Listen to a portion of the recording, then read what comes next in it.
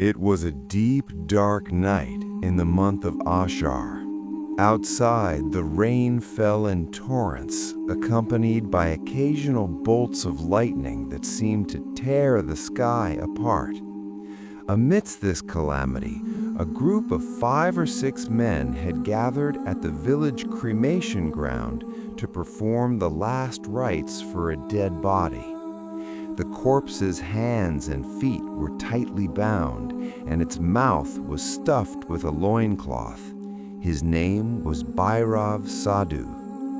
The village elder, Manohar Kuro, and the influential headman, Haricharan Haldar, were on edge, anxious to cremate this sinister body before the impending eclipse began.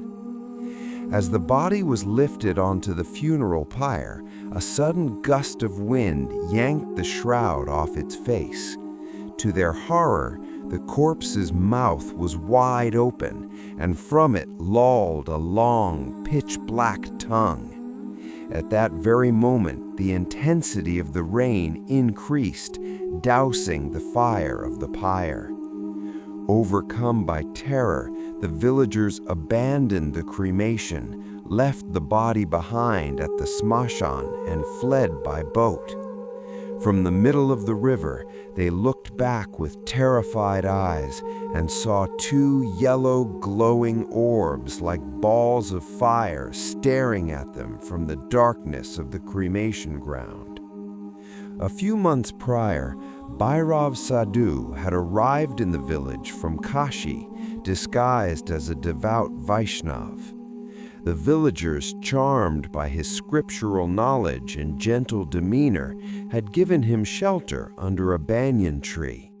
However, his arrival marked the beginning of a reign of terror.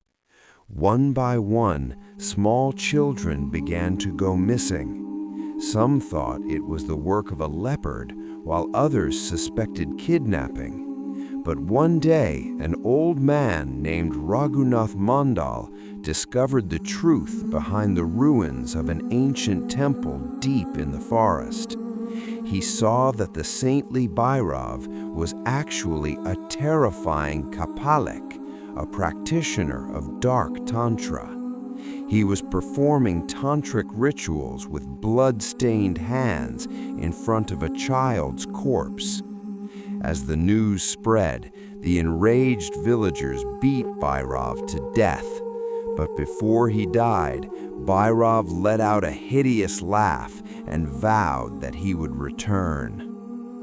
Following Bhairav's death, the disturbances in the village resumed.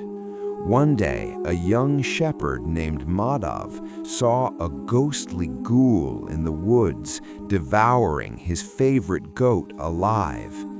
The figure looked exactly like Bhairav Sadhu. Madhav fell gravely ill from fright and began to rave in a feverish delirium. Later, a fisherman named Shibu Gayan and a milkman named Nidu Goala also fell victim to that shadowy figure. Shibu Gayan died of sheer fright. The villagers realized that the restless soul left behind at the cremation ground had returned to seek revenge. Seeing the situation worsen, the villagers summoned a renowned exorcist, Bhavani Oja, from Chandandanga. Through a specialized tantric ritual, the Oja summoned Bhairav's spirit into the body of the ailing Madhav. Under the pressure of the Oja's mantras, Madhav's voice changed into a deep demonic growl. When the Oja began his interrogation, a shocking truth emerged. Bhairav Sadhu was actually the son of the village headman, Haricharan Haldar. Haricharan confessed that his son had been twisted and depraved since birth. When the villagers were killing him, Haricharan, blinded by fatherly affection, couldn't save his son, but he had used tantric means to bring his spirit back to the village for revenge. With powerful mantras, Bhavani Oja banished the spirit from the village forever.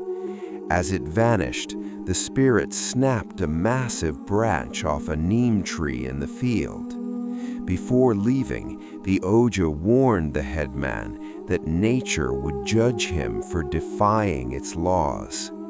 A few days later, on another rainy night of Ashar, Haricharan Haldar met a gruesome end.